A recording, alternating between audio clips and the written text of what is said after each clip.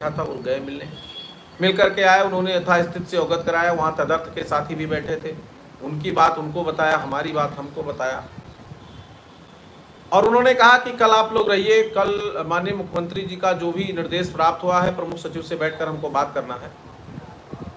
आज हम लोग करीब 2:30 बजे के आसपास आदरणीय प्रमुख सचिव के कक्ष में जा करके आदरणीय शर्मा जी के नेतृत्व में विस्तृत चर्चा किया गया, जिस पर उन्होंने माननीय मुख्यमंत्री जी की दिशा निर्देश, उनके आदेश निर्देश जो भी उन्हें प्राप्त थे, उन्होंने कहा। मैं कल मुलाकात किया था और कल ही माननीय मुख्यमंत्री जी से डीजी मैडम और आदरणीय प्रमुख सचिव महोदय 4:45 पर 5 बजे के आसपास उनकी भी मुलाकात हुई थी।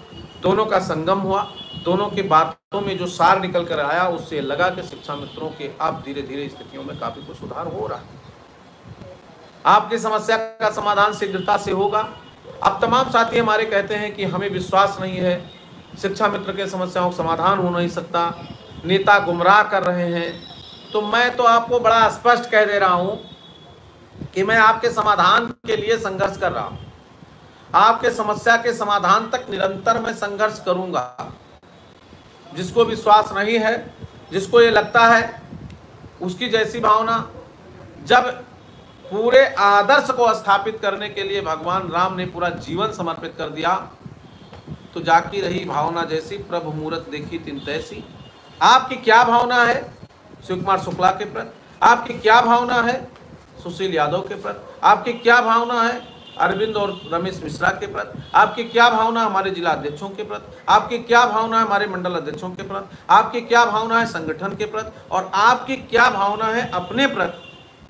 इस पर मेरा कोई कमेंट नहीं। बस मेरा सुझाव है कि आप धैर्य और साहस के साथ, आपने जहां जहां मैंने बुलाया, जनवरी 23 से अब तक मैंने 3 बार आपको बुलाया।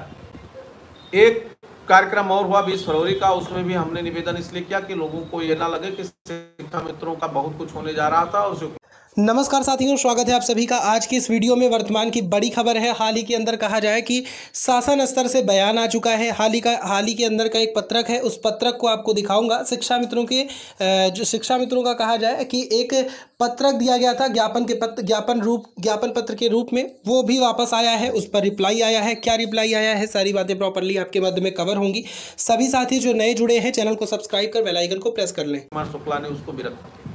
खैर, वो कार्यक्रम भी सफल था। समन्वय में उसका भी हम उदाहरण देंगे। एक विस्तृत कार्यक्रम हुआ आदरणीय केंद्रीय मंत्री जी के साथ। लेकिन तब से निरंतर हम लोग सरकार से जितनी हमारी दूरी थी, उस दूरी को धीरे धीरे हम लोग पाटते पाटते बिल्कुल करीब पहुंच गए। और उस करीब पहुंचने के बाद अब शिक्षा मित्रों के समाधान का समय आ गया। मैंने 6 तारीख को आपको कह दिया था, 5 को धरना समाप्त हुआ था। 6 की शाम को मैंने आपसे कहा था। लोग कहते थे,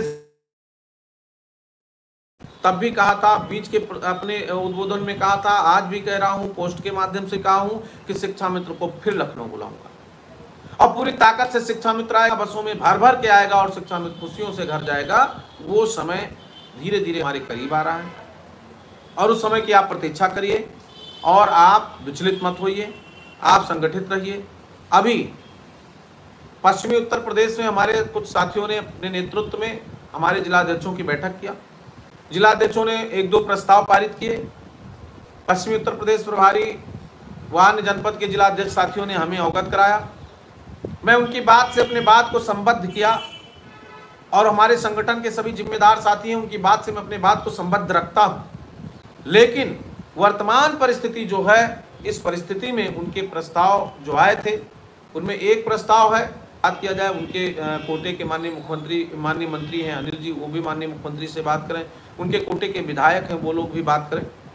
ये प्रस्ताव का मैं सर्वसम्मत से स्वागत करता हूं और इस प्रस्ताव में आप सबसे चाहता हूं कि जल्द ही परिणाम दिखे और जहां जरूरत होगी वहां आप बताएंगे तो शिव कुमार शुक्ला, सुशील यादव, रमेश मिश्रा आपको हाजिर मिलेंगे।